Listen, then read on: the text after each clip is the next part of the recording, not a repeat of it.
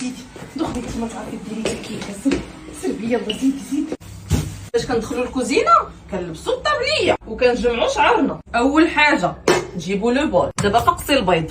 هو فاش كتكون؟ دابا ديري الملح. الكيكه اللي غنوريك ديريها هي الكيكه اللي كيديروها كاع المغربيات، كيعبروها بهاد الكاس هذا. دابا غادي تزيدي السكر. يلا دابا خلطي.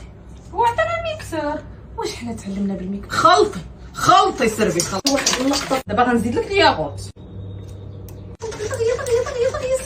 غنباتو هنا حنا. دابا غادي نعبروا الزيت، كاس ديال الزيت. خلطي تعرفيني هربتي صافي ديري الكيكه. دابا الطحين عينك ميزان هاكي. ويلي شمن الميزان عندك تتيا حيدي. يلا خلطي.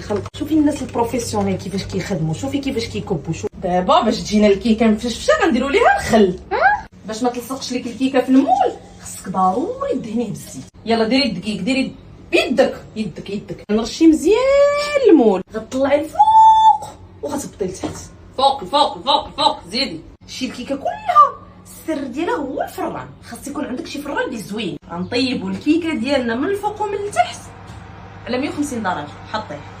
يا صايبت كيكه. نخطاك انا هزك الماء. شوفي على مزيناتها. شوفي ورا انا اللي صايبتها. ها انت علاش ما صدقت لها الكيكه؟ ها